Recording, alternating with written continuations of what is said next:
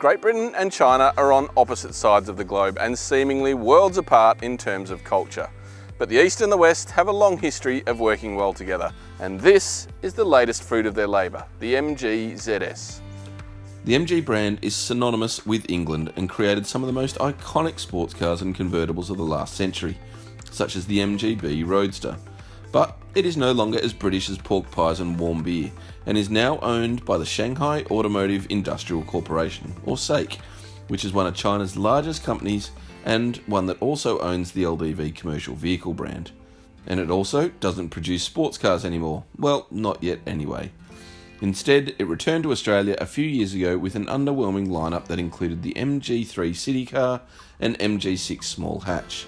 Last year, it added the GS SUV, which showcased a quantum leap in quality and performance, and now it claims to have taken another step forward with this, the smaller ZS. So, let's see if that's true. The ZS is a conventional 5-seat compact SUV that competes with the likes of the Mazda CX-3, Hyundai Kona and Honda HR-V.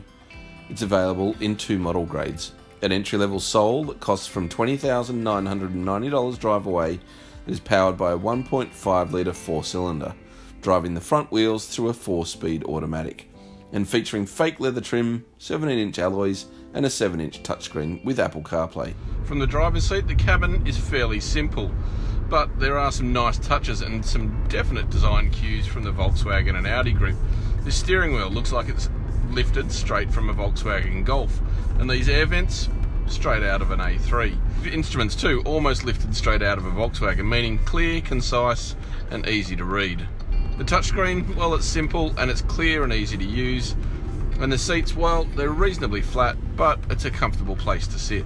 What's more, the ZS is genuinely spacious, with heaps of headroom and a generous rear seat. So we're driving the higher grade ZS Essence that costs $3,000 more than the base car and comes with push button start and a panoramic sunroof. But more importantly, it comes with a much more modern drivetrain. Under the bonnet is a 1 litre 3-cylinder turbocharged engine with a 6-speed automatic gearbox that still drives the front wheels. It produces just 82 kilowatts of power, but there is a healthy 160 newton meters of torque on tap from just 1800 RPM, and it's more efficient with a claimed average of 6.7 litres per 100k, a figure we managed to match on a mix of urban and freeway driving. Now, it's not the perkiest of engines and there's still a noticeable degree of turbo lag at low engine speeds, but once it climbs onto boost, the thing gets along pretty nicely, and it does have that charming 3-cylinder thrum. The 6-speed automatic does have the occasional jerky shift, particularly at takeoff speeds and low engine speeds, but in all other regards it's rather intuitive and reasonably suited to around town. As for the rest of the mechanical package, well, it's not all that high tech. The steering is simple, well weighted, but it doesn't have any of that electric whiz-bangetry in terms of having multiple modes. The suspension, well, it also feels pretty well tied down for the urban environment as it comes back over those bumps. While it seems perfectly suited for young families, it does miss out on some key safety features, such as automated emergency braking and collision warnings.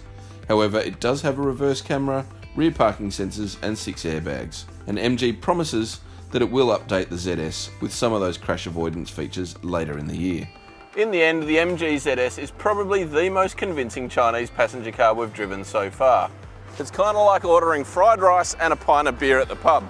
Sure, it's not the best of the best, but it's humble, honest and reasonably satisfying.